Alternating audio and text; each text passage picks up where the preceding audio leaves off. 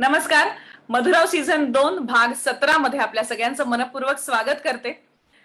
17वा भाग आलेला आहे आणि आता 3च भाग राहिलेले आहेत. त्यातले 2 भाग हे आपले YouTube वरचे एपिसोड्स असणार आहेत, 2 कथा असणार आहेत आणि आता 2 शनिवार आपण लाईव्ह भेटणार आहोत. त्यातला हा पहिला शनिवार.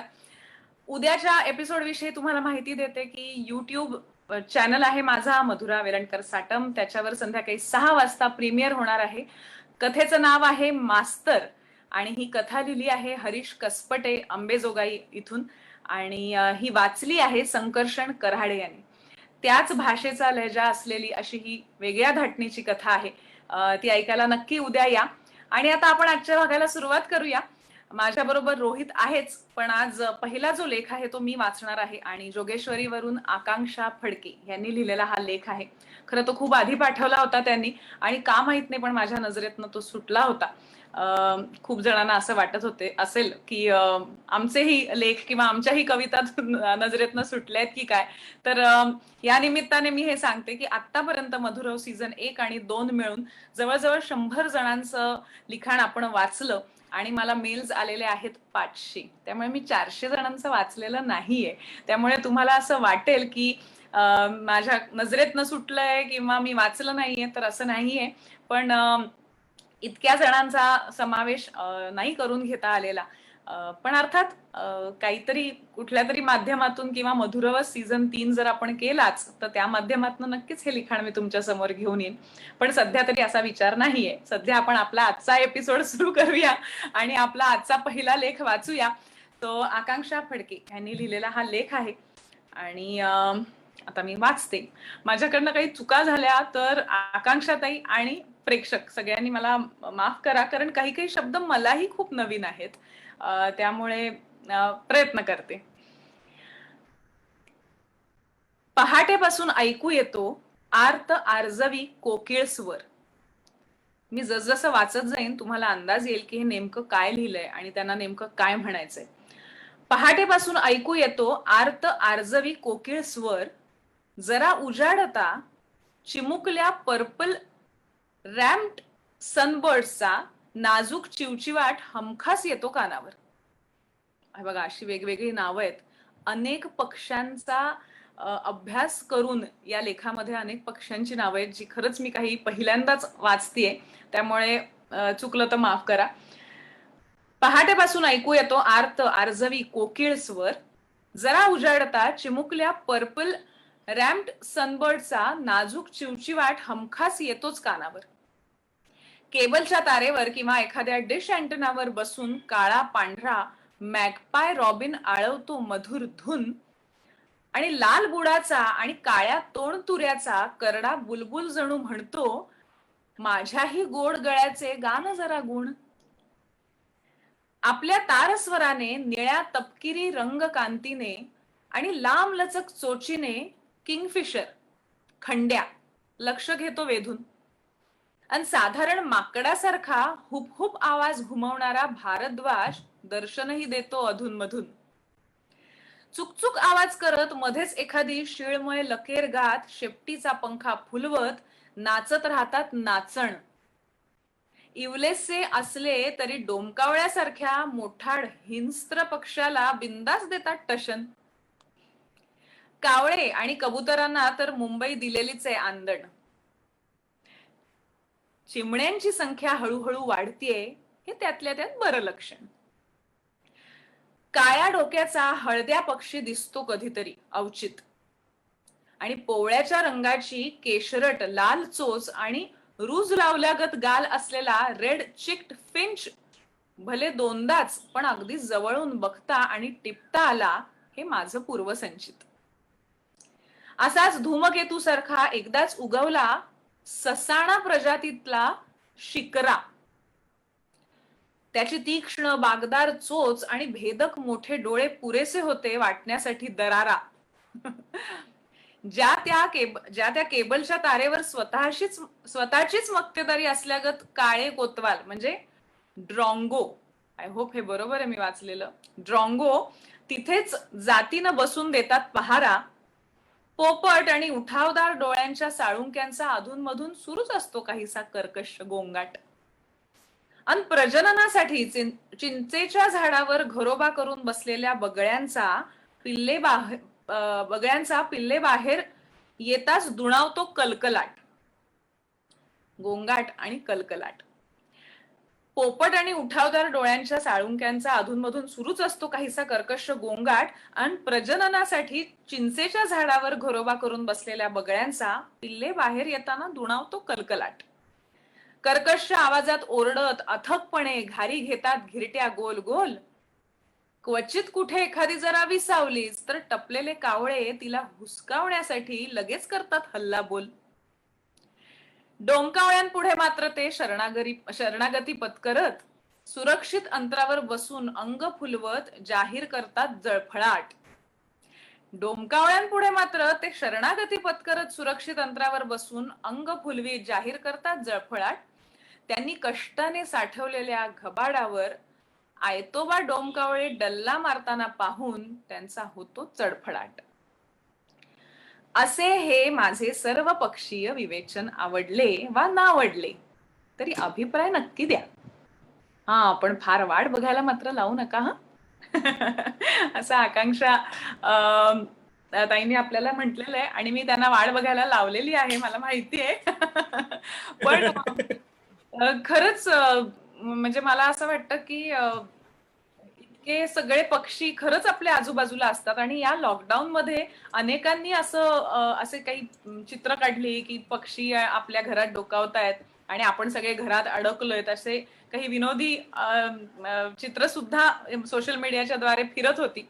पण खरंच खूप पक्षी पाहायला मिळाले आणि खूप वेगवेगळे पक्षी, पण त्यांची नावं माहित नसतात किंवा इंग्लिश नावं माहित असतात, मराठी नावं माहित नसतात किंवा त्यांना जी वापरलेली विशेषण किंवा त्यांचा होणारा, म्हणजे मी म्हंटल तसं एक गोंगाट पण आहे, कलकलाट पण आहे, मग चडफडाट पण आहे. म्हणजे प्रत्येक शब्द त्या त्या क्षणी त्या त्या वेळेला तो इतका छान बसवलेला आहे आणि योग्य आहे. त्यामुळे मला खूप कौतुक वाटलं की एक तर पक्षी सुद्धा वेगवेगळे असे नजरेसमोर उभे राहिले, त्यांचे गुणविशेष उभे राहिले, त्यांचे स्वभाव उभे राहिले आणि त्याचबरोबर ज्ञानामध्येही माझ्या भर पडली. तर हे सगळं ज्यांनी साध्य केलं अशा आकांक्षाताईंना आपण आता सगळ्यांसमोर घेऊन येऊया. आकांक्षाताई, मधुराव मध्ये तुमचं खूप खूप मनापासून स्वागत. नमस्कार. नमस्कार. कसं वाटलं? बरोबर वाचलं का? काय शब्द चुकले पिकले माझे? नाही बरोबर वाचलं, फक्त रॅम्प नाहीये, ते रम्प्ड आहे. काय आहे? Purple rumped. पर्पल रम्प्ड आहे. बस बाकी अदरवाईज सगळं बरोबर वाचलं तुम्ही. आणि मला उलट भीती वाटत होती की मी जर स्वतः म्हटलं असतं तर इतकं व्यवस्थित मी वाचू शकले नसते. लिहिताना लिहून जातो माणूस, पण वाचताना गडबड होते.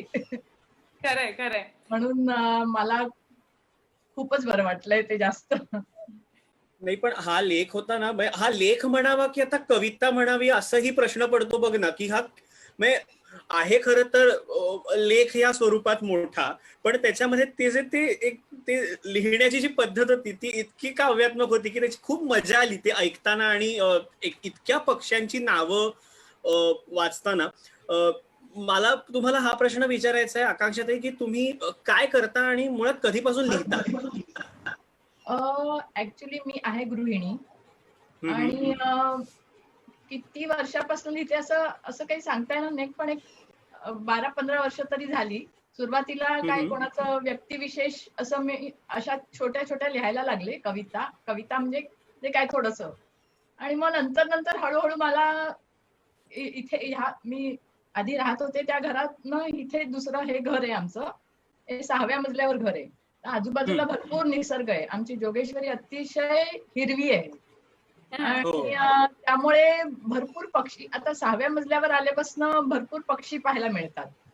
त्यामुळे त्यात एकूणच माझ्या समोर सगळ्या पूर्व दिशेला माझ्या खिडक्या आहेत, त्यामुळे रोज मला सूर्योदय दिसतो, रोज चंद्रोदय दिसतो आणि इतकं सुंदर दिसतं की ते कॅमेऱ्यात नाही पकडता येते, ह्याचं वाईट वाटतं फक्त कधी कधी. पण ट्राय करते मी जितकं कॅमेऱ्यात पकडण्याचं आणि मग लिहिण्याचा पण. तर तसं पण लिहिते, काही थोडंसं पॉलिटिकल लिहिते, थोडंसं सोशल काही इश्यूज झाले, जसं ते जळीत कांड झालं होतं मध्यंतरी, किंवा त्या केरळमध्ये ती एक हत्तीण मेली, बरोबर बरोबर. त्याच्यावर पण मी म्हणजे असं लिहिते. आणि असं सुरुवात झाली एक म्हणजे काय म्हणतात ते कारवा चलता गया असं मुसाफिर म्हणतात. मिलते गए और कारवा चलता कारवा गया. चलता गया तसंच झालं थोडंफार. त्यामुळे आता एक ती पॅशनच झाली आहे. पण पण खूप सुंदर आहे माहितीये हे तुम्ही ज्या पद्धतीने लिहिलंयत ना. म्हणजे आता अर्थात तुम्ही आता जे सांगताय की तुमच्या खिडकीतनं तुम्हाला जे काही दिसतं, तुमच्या हो. घरातनं तुम्हाला जे पाहता येतं हो. त्याचं वर्णन खरंच दिसतं माहितीये तुमच्या ह्या लेखात, ह्या काव्यात्मक लेखात असं म्हणूया आपण. Yes yes. मला आठवतंय की ही इतकी पक्ष्यांची नावं किंवा इतके प्रकारचे पक्षी मी पहिल्यांदा लहान असताना एन्सायक्लोपीडियामध्ये वगैरे पाहिले होते, फोटोज मध्ये त्यांचे. पण मला अशा प्रकारे त्यांचं वर्णन पहिल्यांदा ऐकता आलं. तर मला प्रश्न हा विचारायचा आहे की हा जो लेख तुम्ही लिहिलात किंवा हे जे काव्यात्मक लेख लिहिलात तो मुळात सुचला कसा, किंवा अशा पद्धतीने लिहावा हे कसं सुचलं? ऍक्च्युली रोज पक्षी पाहत होते मी. आणि विशेषतः म्हणजे आता सध्या लॉकडाऊन मध्ये आम्हाला गच्चीत जायची परमिशन मिळाली, त्यामुळे मी गच्चीत फिरायला जायची तेव्हा बघायची. बऱ्याच पक्ष्यांची मला नावं माहित नव्हती, पण ते गुगल सर्च करून वगैरे वगैरे असं करून करून मी ती नावं शोधून काढली. ते व्हिडिओज बघायची की ते कसा करतात ते, म्हणजे ते कन्फर्म करून घ्यायची मी पाहते तो पक्षी आणि तो पक्षी म्हणजे साधारण ऑफकोर्स प्रत्येक वेळेला त्यांचे कॉल वेगवेगळे असतात, त्यांचं हे पण वेगवेगळे असतात, पण तरी एक मी बरोबर. कॉमन हे काढायची की हा पक्षी हा म्हणजे हे त्याचं नाव आहे. म्हणजे असं असं करून करून मी ते एक एक एक एक एक ओळ किंवा अशी जुळवत गेले थोडी. बस दॅट्स ऑल. एवढंच मी सांगू शकते. पण बाकी मला आता ऍक्च्युली रोहित तुला असं विचारायचं की आपल्या प्रेक्षकांना सगळ्यांना हे माहिती होते का पक्षी कोण काय म्हणालंय, त्यांचे आपण प्रतिक्रिया ऐकूया जरा. मी आता सांगणारच होतो की आपण प्रतिक्रियाही बघूया, कारण आता प्रतिक्रिया खूप छान छान येत आहेत. इथे प्राजक्ती वागळे आहेत, त्या म्हणतायत की छान पक्षी निरीक्षण होतं हे. आदित्य के आहेत, ते म्हणतात की हो आमच्या इथे पोपट, टिवटिवी, कोतवाल असे आम्ही पाहिले आहेत आता सध्या. प्रणिता मयकर ती किती सुंदर वर्णन होत आहेत असं त्या म्हणतायत. उदय रानडे म्हणतायत की सुंदर कलकलाट, हे पहिल्यांदा ऐकलं, ते पण फार आवडलं इथे.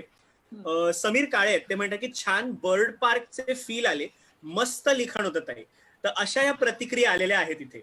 आणि मी एक ऍड करते रोहित की या इतक्या छान प्रतिक्रिया आलेल्या आहेत. आणि आकांक्षाताईंनी मला असं सांगितलं होतं की मी पहिल्यांदा असं काहीतरी करते.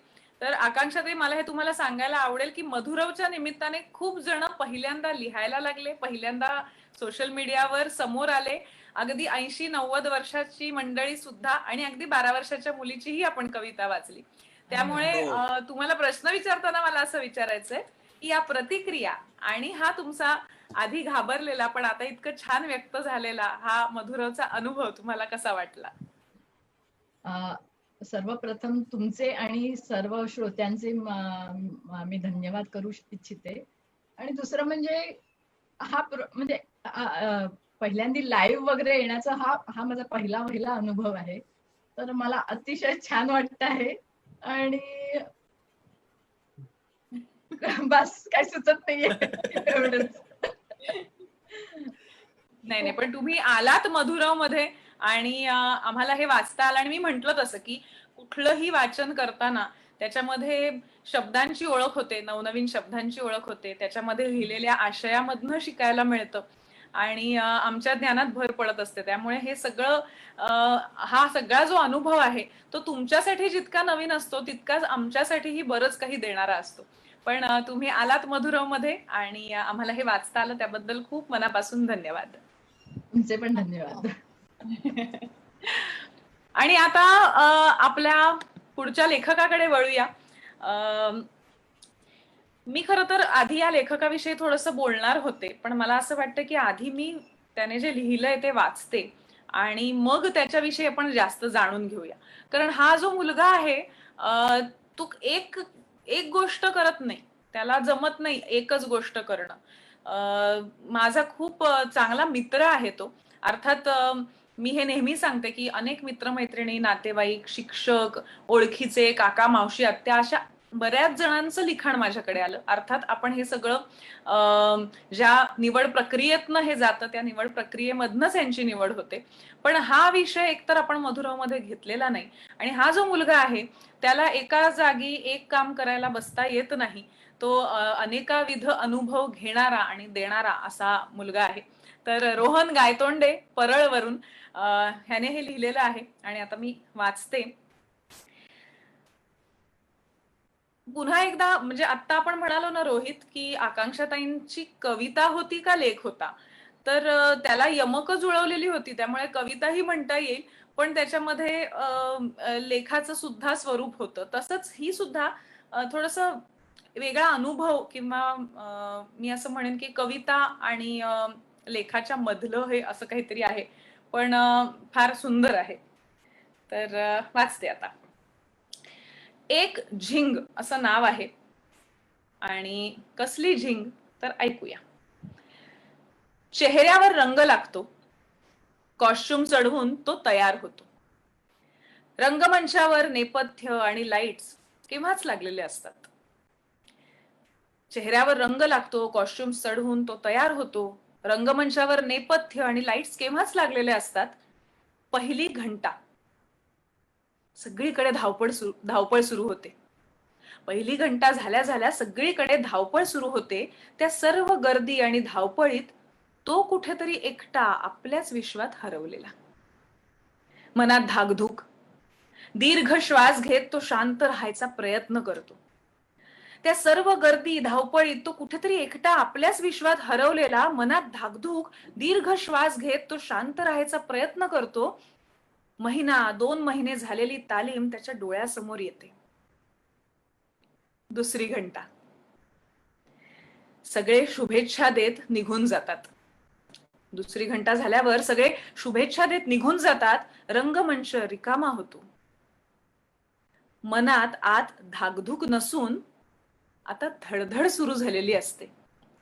मनात आत धाकधूक नसून आता धडधड सुरू झालेली असते. आपल्याला काहीच आठवत नाही असं त्याला वाटायला लागतं. आपल्याला काहीच आठवत नाही असं त्याला वाटायला लागतं. मग तो आठवण्याचा जेवढा प्रयत्न करतो तेवढा तो विसरत जातो. हातपाय थंड पडतात. आजूबाजूला कोणाकडे तरी बोलावे वाटते, पण कोणीच नसते. डोळ्यासमोर सगळं अंधुक झालेलं असतं. आपल्याला काहीच आठवत नाही असं त्याला वाटायला लागतो. तो आठवण्याचा जेवढा प्रयत्न करतो तेवढा विसरत जातो. हातपाय थंड पडतात. आजूबाजूला कोणाकडे तरी बोलावं वाटतं, पण कोणीच नसतं. डोळ्यासमोर सगळं अंधुक. इतक्यात तिसरी घंटा. लाईट्स डीम होतात. पोटात गोळा. लाईट्स डीम होतात, पोटात गोळा. अनाउन्समेंट होते, ती कधी संपते जाणवत नाही आणि पडदा उघडतो. लाईट्स डीम होतात, पोटात गोळा. अनाउन्समेंट होते, ती कधी संपते जाणवत नाही. पडदा उघडतो. हळूहळू रंगमंचावर प्रकाश पडायला लागतो आणि अचानक लोकांना जाणवतं तो तिथे नाहीच आहे. लाईट्स डीम होतात, पोटात गोळा. अनाउन्समेंट होते, ती कधी संपते जाणवत नाही. पडदा उघडतो. हळूहळू रंगमंचावर प्रकाश पडायला लागतो आणि अचानक लोकांना जाणवतं की तो तिथे नाहीच. तो तिथून केव्हाच निघून गेलेला असतो. पण त्याच्या जागी उभे असते एक पात्र. तो तिथून केव्हाच निघून गेलेला असतो, पण त्याच्या जागी उभे असते एक पात्र. पुढचे 3 तास तो नसतो. पुढचे 3 तास तो नसतो. ते शब्द त्याचे नसतात, त्या भावना त्याच्या नसतात. रंग चढत जातो. प्रेक्षक त्याचे झालेले असतात. पुढचे 3 तास तो नसतो. ते शब्द त्याचे नसतात, त्या भावना त्याच्या नसतात. रंग चढत जातो. प्रेक्षक त्याचे झालेले असतात आणि तो प्रेक्षकांचा. कुठे हशा तर कुठे हुंदके. कुठे हशा तर कुठे हुंदके. कुठे भयान शांतता तर कुठे टाळ्यांचा कडकडाट. प्रेक्षक त्याचे झालेले असतात आणि तो प्रेक्षकांचा. कुठे हशा तर कुठे हुंदके. कुठे भयान शांतता तर कुठे टाळ्यांचा कडकडाट. या सगळ्यात तो बहरत जातो आणि प्रयोग संपतो. प्रेक्षक वर्ग निघून जातो. चेहऱ्यावरचा रंग उतरतो. प्रयोग संपतो. प्रेक्षक वर्ग निघून जातो. चेहऱ्यावरचा रंग उतरतो त्या पात्राने कधीच एक्झिट घेतलेली असते. प्रयोग संपतो, प्रेक्षक वर्ग निघून जातो, चेहऱ्यावरचा रंग उतरतो त्या पात्राने कधीच एक्झिट घेतलेली असते. पण जाता जाता मनाला देऊन जाते अमाप समाधान आणि चढलेली असते एक वेगळीच झिंग. सो अशी ही कविता रोहनने लिहिलेली आहे. मी मगाशी म्हंटल तसं की हा विषय खरं तर रोहित आपल्या रोजच्या जगण्यातला हा विषय आहे आणि हा आजपर्यंत आपण मधुराव मध्ये कधी सादर करायला आपल्याला मिळाला नाही.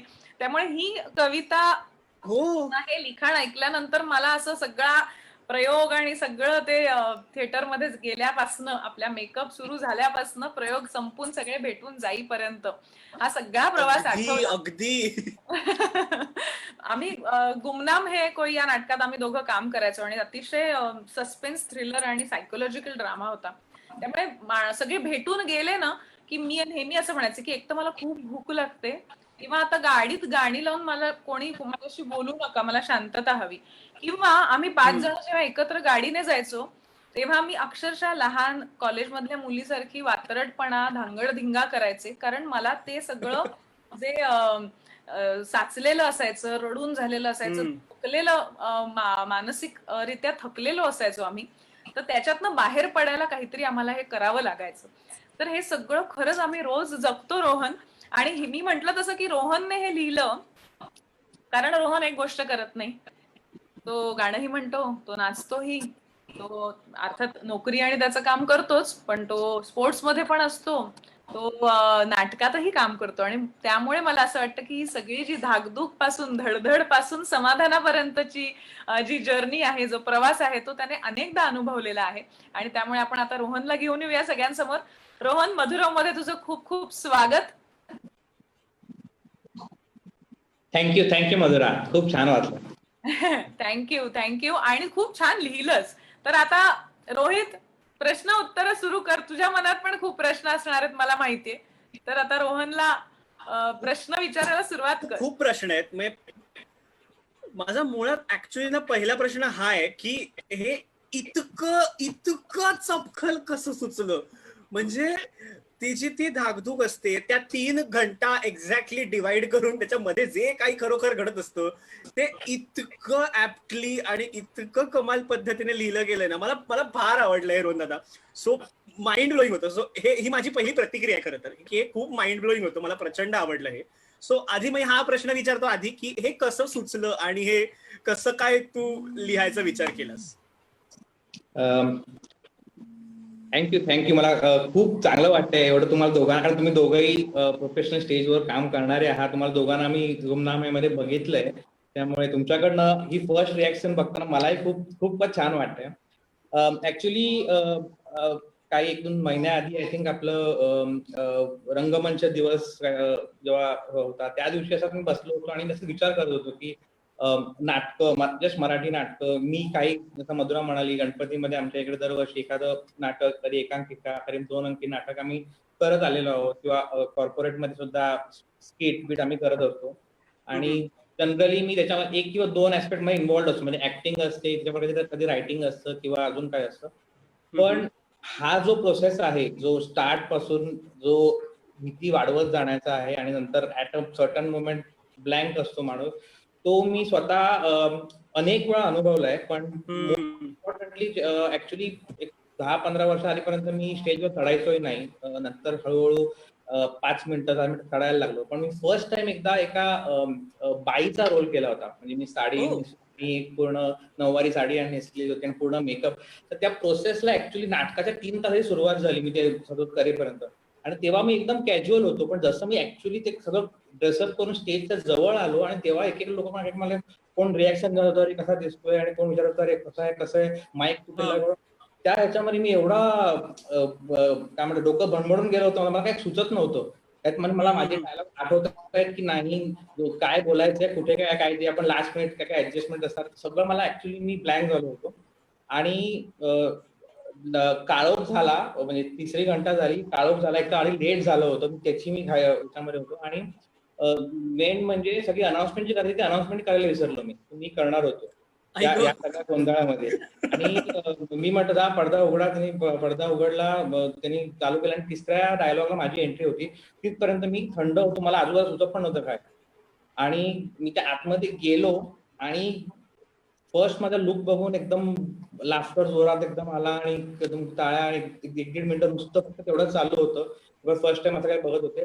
आणि that was like a moment की तो स्विच ऑन झाल्यासारखं, की ते मी म्हटलं जसं की तो मी अँड एक पात्र उभं राहतं. त्याच्यानंतर आय वॉज जस्ट नॉर्मल आणि ते मला ऑटोमॅटिक डायलॉग होत होते. That becomes a part of your habit, कारण 1-2 महिने तुम्ही केलेलं असतं.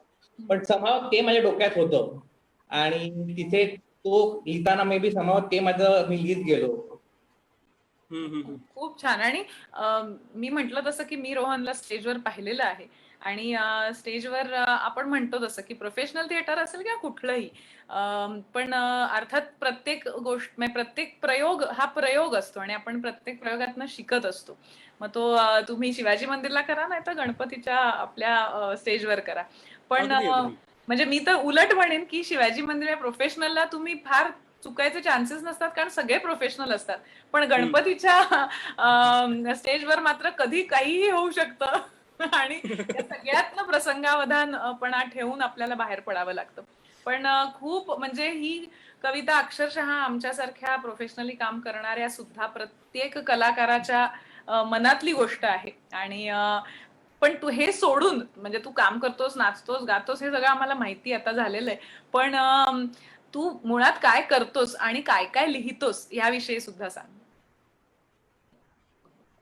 मी ऍक्च्युली सॉफ्टवेअर प्रोफेशनल आहे. गेली 15-16 वर्ष मी या फील्डमध्ये आहे आणि सध्या करंटली माझं स्वतःचं सॉफ्टवेअर कन्सल्टिंग मध्ये मी जनरली इन्व्हॉल्ड असतो. लिहिण्याचं म्हणतील तर मी ऍक्च्युली लहानपणापासून ना काही छोट्या छोट्या काही गोष्टी लिहायचो, पण मी ते कोणाबरोबर शेअर करायचो नाही. ते गेल्या एक 7-8 वर्षामध्ये कुठे मी शेअर करायला लागलो. त्याचं मूळ कारण 2 होती. एक म्हणजे मी खूप इंट्रोवर्ट होतो in a way. Close group सोडून मी जास्त एक्सप्रेस होऊ शकत नव्हतो. तर मे बी ते लिखाणातून कधी कधी मी लिहून ठेवतो, मी दाखवायचो नाही. आणि सेकंड एक माझ्या डोक्यात अजूनही कधी कधी असतं की मी इंग्लिश मिडियम मधनं शिकलेलो आहे आणि त्यामुळे मराठी साहित्य किंवा अशाबद्दल कधी मला असं एक आपण काय म्हणतो न्यूनगंड खायचं असं की म्हणजे मला तेवढं मे बी जमणार नाही किंवा त्यामुळे मी लिहायचो आणि मी स्वतःकडेच ठेवायचो.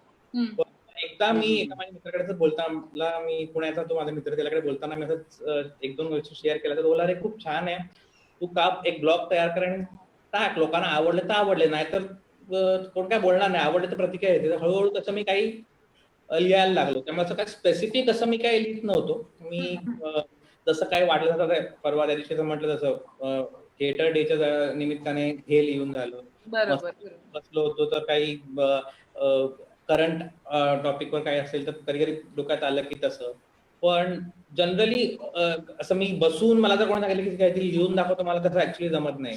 असं कधी मला सुचलेल्या गोष्टी खूप रॅन्डम होतात. कधी कधी मी बाईकवर जाताना कुठे किंवा एकदा तर म्हणजे आय थिंक मला फिश मार्केटमध्ये काहीतरी असं आठवलं आणि मी डॉक्युमेंट करत होतो आणि घरी येऊन पटकन लिहायला बसतो. तर somehow that is what the process is. Right.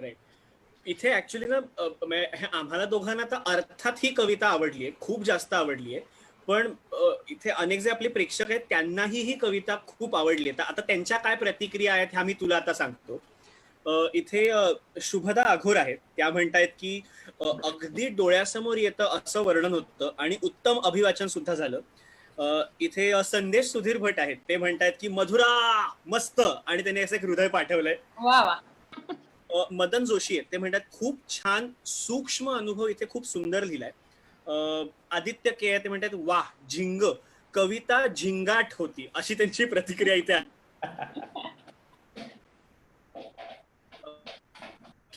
Rohit अडकलाय की माझं चित्रण केलं, वाचन तितकंच प्रभावी. अच्छा, येतोय आवाज? थांब थांब हा 1 मिनिट रोहित, जरा काहीतरी रेंजचा प्रॉब्लेम आहे. हा बोल. हा ये बोल बोल. हा आता येतोय आवाज? आवाज येतो. केदार जोशी यांची प्रतिक्रिया होती शेवटची एक, की प्रयोगाचं यथार्थ चित्रण उभं केलं, वाचन तितकंच प्रभावी, डोळ्यासमोर उभं राहिलं सगळं, अगदी अप्रतिम. या अशा इथे प्रतिक्रिया आल्या. तर प्रश्न हाच की या प्रतिक्रिया नंतर तुला काय वाटतंय रोहन दादा, आणि मधुरावच्या अनुभवाबद्दल तू काय सांगशील? खूपच छान वाटतं ऍक्च्युली. आणि मी मगाशी सांगायचं राहिलं, मधुरा जेव्हा वाचत होती तेव्हा मला ऍक्च्युली आता गेले 7-8 महिने झाले असेल थिएटरमध्ये नाटक जाऊन बघितलेलं नाहीये, पण समहाव तो एक माहोल सारखा क्रिएट होत होता डोळ्यासमोर तू वाचत असताना. सो आय होप लवकर चालू होईल, आपण सगळे परत पुन्हा नाटक एक्सपिरियन्स घ्यायला पाहिजे. प्रतिक्रियाबद्दल सगळ्यांचं खूप धन्यवाद, तुमचं आणि टीमचं सुद्धा. मधुरावचं आम्ही राईट फ्रॉम एपिसोड मी रेग्युलर बघतोय, सीझन 1 पण आणि सीझन 2 पण. त्या लाईव्हच्या वेळेला नाही बघितलं तर मी रिपीट नंतर नक्की बघतो. आणि या निमित्ताने ऍक्च्युली मधुरा आणि बाकीच्या टीमला मला एक स्पेसिफिक सांगावं लागेल की बाकी ऑनलाईन या लॉकडाऊन मध्ये खूप लोकांनी शोज केले, काही हे केलं, पण द वे तुम्ही या रायटर्सना आणि यांना सेंटर स्टेज बनवतात.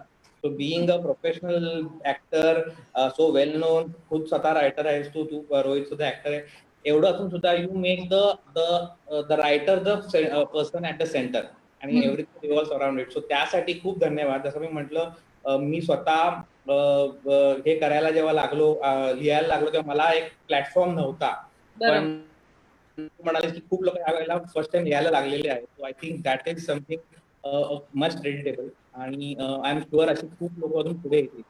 सगळ्यांतर्फे I would say big thank you to all of you. Thank you so much Rohan. तू आलास मधुराव मध्ये, आमचं सगळ्यांचं कौतुक केलंस, पण आम्ही इथे कौतुक करण्यासाठीच हा कार्यक्रम केलेला आहे. तुमच्यामध्ये अनेक असे गुण आहेत आणि अनेक लेखक आपल्याकडे असे दडलेले आहेत की त्यांचं लिखाण समोर यावं म्हणूनच हा कार्यक्रम योजलेला आहे. त्यामुळे तुम्हीच आमचे हिरो हिरोईन आहात या कार्यक्रमाचे आणि त्यामुळे तुमचंच महत्व जास्त आहे. पण आम्हालाही मी म्हटलं तसं की खूप शिकायला मिळतं आणि आज तुझ्याकडनंही आम्ही खरंच हे सगळं पुन्हा अनुभवलं, नाटकाचं वातावरण. आणि खरंच या दिवशी आपण अशी प्रार्थना करूया की लवकरात लवकर हे सावट टळो आणि आपण पुन्हा एकदा रोहित आपले प्रयोग चालू होऊ देत आणि आपण पुन्हा एकदा थिएटर मध्ये जाऊन प्रयोग करू शकू आणि प्रेक्षक प्रयोग पाहू शकतील अशी आशा करूया. आणि रोहन, तुझं खूप खूप मनापासून कौतुक आणि धन्यवाद, तू मधुराव मध्ये आलास. Thank you so much. आणि आता आजची आपली शेवटची कविता, म्हणजे खरं तर गझल म्हणूया आपण त्याला, आणि ही लिहिलेली आहे राजन रिसबूड यांनी आणि हे आपल्याला ऑस्ट्रेलियावरनं जॉईन झालेले आहेत. त्यामुळे आता त्यांची मी म्हणजे गझल सादर करते. विरोधाभास असं नाव आहे आणि खरं तर ह्या गझलच्या आधी खरं तर काही गोष्टी तुम्हाला सांगायला हव्या, पण ते स्वतः त्यांच्या तोंडून ऐकण्यात मजा आहे. त्यामुळे आपण ही गझल कशी निर्माण झाली, त्याच्या मागे काय विचार आहे, हे त्यांच्याकडनं प्रत्यक्ष ऐकणार आहोत, राजन दादांकडनं. सो मी आधी वाचते, तुम्हाला त्याचा अर्थ नक्कीच सगळ्यांना समजेल, उमजेल आणि भावेल, पण त्याची जी पार्श्वभूमी आहे ती आपण प्रत्यक्ष त्यांच्याकडनं ऐकूया. सो विरोधाभास. मूळ या मातीत त्याचे, मूळ या मातीत त्याचे, पण नभाचा ध्यास आहे. मूळ या मातीत त्याचे, पण नभाचा ध्यास आहे.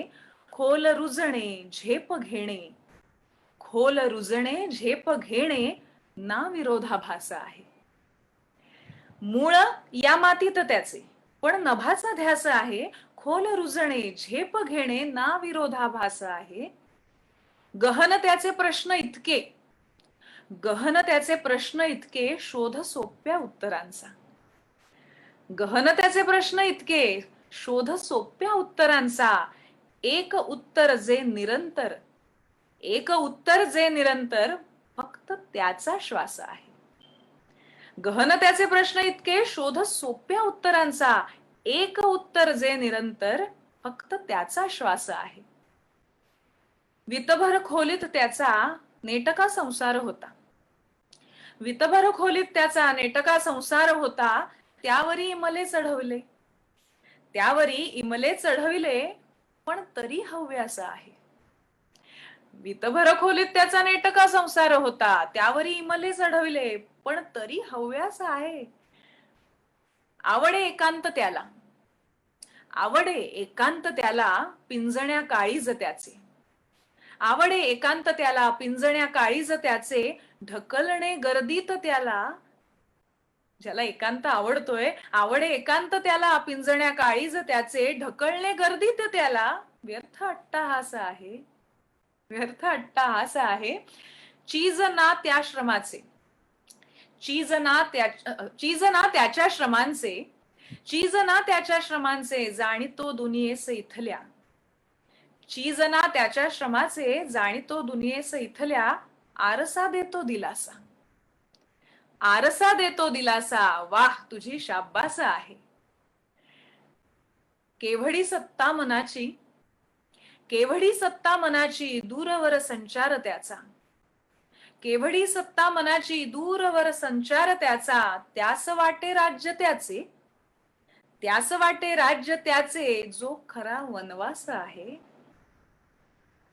वाळवंटातील वाळू, वाळवंटातील वाळू मृगजळावर तृष्ट आहे, वाळवंटातील वाळू मृगजळावर तृष्ट आहे. मात्र जी सागर किनारी, मात्र जी सागर किनारी गलबतांची आस आहे.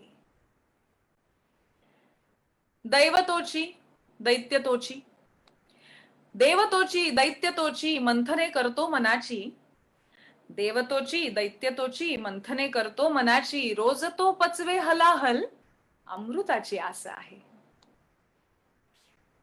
छानसा संसार त्याचा, छानसा संसार त्याचा, चिंब धरती तृप्त हिरवी, छानसा संसार त्याचा, चिंब धरती तृप्त हिरवी. पावसाच्या परी मनाशी, पावसाच्या परी मनाशी आज का संन्यास आहे.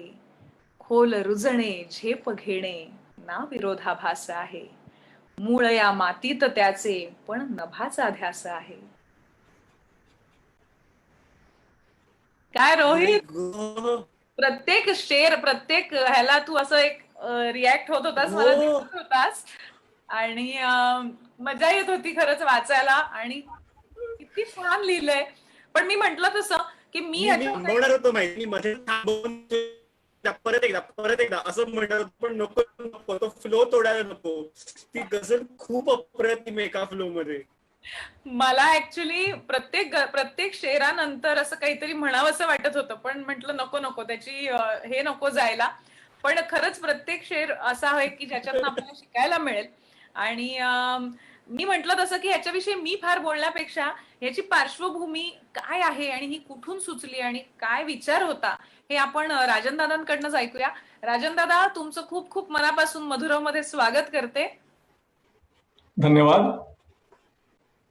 खूप छान आणि खूप विचार करायला लावणारी, प्रत्येक शेर मधनं काहीतरी नवीन आपल्याला मिळेल असे हे लिहिलेलं आहे. तर मला सगळ्यात आधी म्हणजे तुमच्या लिखाणाविषयी किंवा तुम्ही काय करता याविषयी जाणून घेण्याआधी आपण हे ऐकल्या आधी ह्याची पार्श्वभूमी आणि ह्याचा विचार ऐकूया. तर सगळ्यांसमोर प्लीज तुम्ही हे सगळ्यांना सांगा. नक्कीच. पहिली गोष्ट म्हणजे तुम्ही गझल फारच छान वाचलीत. पण पार्श्वभूमी सांगायचं म्हणजे आपल्यापैकी मला वाटतं सगळ्यांनीच सद्गुरूंचं नाव ऐकलं असेल, युट्यूबवरचे व्हिडिओ पाहिले असतील, त्यांचे लेक्चर्स ऐकले असतील. तर त्यांचं एक प्रसिद्ध पुस्तक आहे, Inner Engineering, a yogi's guide to joy. तर ते पुस्तक मी वाचलं. आणि एवढंच नव्हे तर मी सद्गुरूंच्या विचारांचा चाहता आहे, त्यांचा निस्सीम भक्त आहे. त्यांनी शिकवलेली ध्यानधारणा मी रोज करतो. माझ्या जीवनावर एकूण त्यांचा प्रभाव खूप आहे सद्गुरूंचा. त्या पुस्तकामध्ये ज्या 3-4 ओळी होत्या त्या मला ज्या भावल्या, त्या म्हणजे ते म्हणतात की आपल्या प्रत्येकामध्ये 2 वृत्ती कायम ऍक्टिव्ह असतात.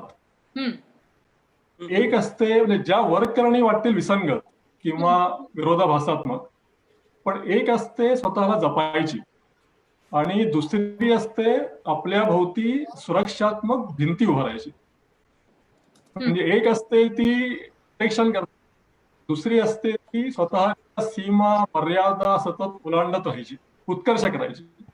आपल्या आयुष्याची 2 अंग आहेत. एक आपल्याला पृथ्वी तलावर घट्ट रोवते, तर दुसरी त्या मर्यादा ओलांडून पलीकडे घेऊन जायचा प्रयत्न करते. त्यामुळे ही कल्पना या गझलेचा आत्मा आहे, गाभा आहे. आणि प्रत्येक शेर हा त्या दिशेने तो वाटचाल करतो. खरंच खरंच. रोहित आला का? खूप सुंदर होतं. मी आलो आहे. आवाज येतोय माझा? हा. मला खूप खूप आवडली. आणि आता हे जे त्याचा मागचा जो सगळा गाभा होता तो ऐकल्यानंतर तर मला फारच आवडलं. आता एक प्रश्न मला हा विचारायचा आहे की राजन दादा, तुम्ही काय करता आणि कधीपासून लिहिताय आणि काय काय लिहिताय? थोडं मागे जायचं म्हणजे अगदी मूळ मी पार्ल्याचा. हा. आणि पार्लं म्हटल्यानंतर पार्ले टिळक विद्यालयाचा उल्लेख झालाच पाहिजे.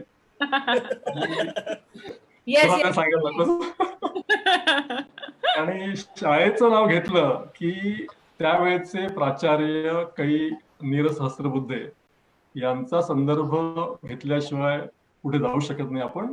बरोबर. तर माझ्या सुदैवाने सर मला मराठी विषय शिकवायला लावले, हे माझं एक मोठं सुदैव.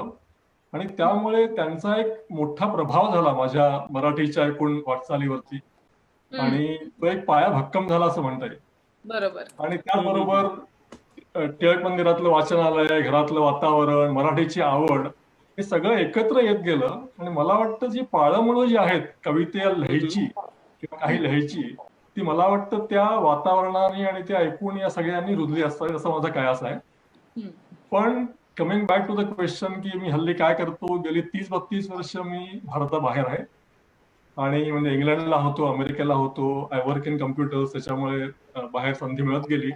त्यातली काही वर्ष दुबईला होतो. दुबईला महाराष्ट्र मंडळाच्या वार्षिक मासिकामध्ये मी दरवर्षी लेख लिहायचो, कविता लिहायचो. आणि ते चांगलं मला एक माध्यम होतं की स्वतःला प्रकट करायचं. पण माझा खरा जो प्रवास सुरू झाला काव्य जीवनाचा, तो असं म्हणता येईल की सिडनीतल्या या गेल्या 14 वर्षाच्या वास्तव्यामध्ये खरं म्हणजे हा प्रवास वाढत गेला, वेगळी दिशा मिळाली. तर मी एक 2 वाक्य बोलू का? सिडनीमध्ये कालिदास जयंती निमित्त एक संमेलन होतं दरवर्षी. तर थोडक्यात सांगतो तुम्हाला. बरं. तर जुलै ऑगस्टच्या दरम्यान म्हणजे आषाढ मासे तो जी जयंती जी आहे कालिदास जयंती, तर कथा, लेख, ललित, प्रहसन, विडंबन, साहित्य संस्कृतीने रंगलेला सोहळा असतो हा. आणि सगळं लिखाण असतं फक्त मराठीमध्ये, तेही स्वतःची निर्मिती. तुमच्या समोर एक 150-200 रसिक प्रेक्षक हजर असतात. त्यांची वाहवा, त्यांचं कौतुक, त्यांचं प्रोत्साहन, ही तुमची ऊर्जा असते, ही उर्मी असते की काहीतरी लिहित राहावं वर्षभर. आणि ते करता करता आणखी एक म्हणजे तिथे मला सिडनीमध्ये एक गझल लिहिणाऱ्या, गझल शिकवणाऱ्या गुरु भेटल्या मला, ज्यांनी मला गझलला इंट्रोड्यूस केलं. माझं अक्षरशः हाताचं बोट धरून मला त्याने गझल शिकवली. आणि त्या योगे मी लिहित गेलो. आणि आतापर्यंत मला वाटतं एक 50-60 गझल लिहून झाल्या असतील आणि एक 50-1 कविता झाल्या असतील. त्यामुळे ती एक सातत्य जे होतं ते कालिदास जयंतीचा जो प्रोग्राम आहे, द होल क्रेडिट सगळं त्यालाच जातं. आणि सिडनीचे रसिक प्रेक्षक, त्यांचा मी खरंच ऋणी आहे. म्हणजे रोहित, प्रतिक्रिया काय आल्यात? आपण हो, नाही, प्रतिक्रिया घेऊयाच, पण तत्पूर्वी मला एक नक्कीच सांगायचंय की 50-60च्या वर गझला लिहिल्यात म्हणजे हे खरंच क्या बात आहे. म्हणजे ही खूप कमाल गोष्ट आहे. म्हणजे गझल हा मुळात जो उर्दू लिटरेचर मधला जो प्रकार येतो, ती काय काफिया, रदीफ, असा बरंच काही काही त्याच्यात स्ट्रक्चरमध्ये बऱ्याच गोष्टी असतात.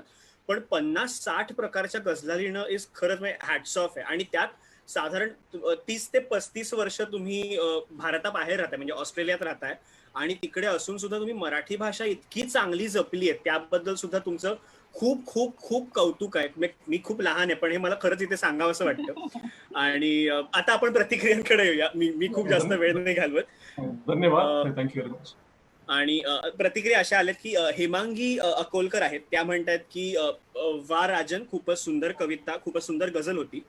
शुभदा अगोर म्हणतात त्यांना ही ओळ फार आवडली आहे की आरसा देतो दिलासा हा जो भाग होता त्या गझलेतला, तो त्यांना खूप जास्त आवडला.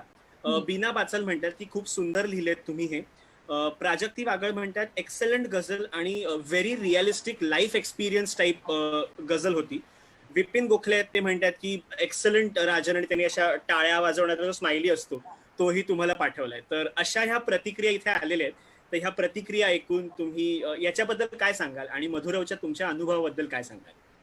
नाही, खूप छान वाटलं मला प्रतिक्रिया ऐकून. म्हणजे लोकांना आवडलं, फारच छान झालं. आणि प्लस हा जो व्यासपीठ आहे ते खूपच चांगला आहे. मी कार्यक्रम तो रेग्युलर बघतो, खूप आवडतो मला.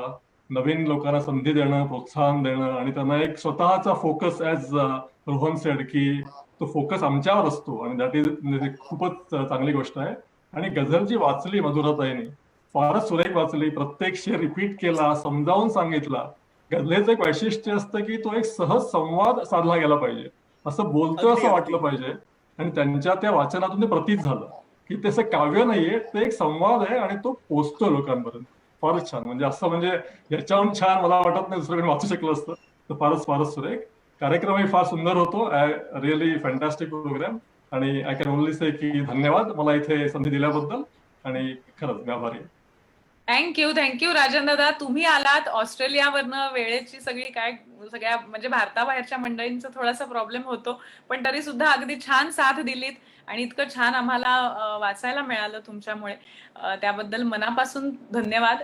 आणि तुमचं खूप खूप कौतुक. आणि लवकरच हे सगळं एकत्र कंपायलेशन करून तुमचं पुस्तक यावं अशी आशा व्यक्त करते आणि पुन्हा एकदा धन्यवाद देते. सॉरी, ऍक्च्युली माझा असा प्लॅन आहे लॉंग टर्म मध्ये की एखादी सीडी निघावी, अल्बम निघावा, पण ते स्वप्न आहे अजून. नाही, नक्की स्वप्न पूर्ण होतं. आणि आपण सगळेच आपली जी काही स्वप्न आहेत ती पूर्ण करण्याच्या दृष्टीनेच आपली एनर्जी सकारात्मक वापरली पाहिजे. आणि नक्कीच स्वप्न बघत राहा आणि ते पूर्ण करणार. युनिव्हर्स तुमच्या बरोबर आहे. थँक्यू. आणि मला तुम्हाला सगळ्यांना विचारायचंय, काही आपले नेहमीचे जे प्रेक्षक किंवा श्रोते आहेत त्यांना हे कळेल, पण मनीष, आवाज माझा ऐकू येऊ दे, पण दिसताना रोहितला दाखव जरा. मनीष म्हणजे आपला टेक्निकल सगळी बाजू सांभाळतो आमचा सर्वा. तर मनीष, माझा आवाज येईलच लोकांना, पण रोहित दिसेल. आता मला सांगा, तुम्हाला सगळ्यांना रोहित आज वेगळा दिसतोय का? जरा काहीतरी वेगळाच दिसतोय मला. तुम्हाला सगळ्यांना दिसतोय का? हलतोच. रेंजचा एक तर प्रॉब्लेम आज अख्खा दिवस बघा. रेंजचा पण त्याचा प्रॉब्लेम होतोय. आता दाखव मला, कारण असं नाही त्याला बघू शकत मनीष. पण बघितलं का, रेंजचा आज पूर्ण प्रॉब्लेम झालाय रोहितचा. आणि तो दिसतोय पण वेगळा काहीतरी. तर का हे सगळं झालंय तर तुम्हाला सांगायला पाहिजे. मुलगा मोठा झालाय, आज वाढदिवस आहे साहेबांचा. त्याला आधी विश करूया. Rohita, many happy returns of the day आमच्या सगळ्यांकडनं, मधुरवच्या सगळ्या टीम कडनं आणि सगळ्या कुटुंबाकडनं. जे आपले प्रेक्षक आणि श्रोते आहेत ते सुद्धा आपले कुटुंब आहेत. आणि आपल्या सगळ्यांकडनं तुला वाढदिवसाच्या खूप खूप शुभेच्छा. असा मोठा हो, फक्त वयाने नाही तर अनुभवाने सुद्धा मोठा होत राहा. आणि वी ऑल लव्ह यू. आणि थँक्यू सगळ्यांना. आणि तुला खूप खूप खूप प्रेम. आणि मी इथून आशीर्वाद देते तुला. धन्यवाद. आणि मला खात्री आहे की अनेक प्रेक्षकांनी सुद्धा आपल्या आता भरपूर हॅपी बर्थडे सुद्धा येणार आहे.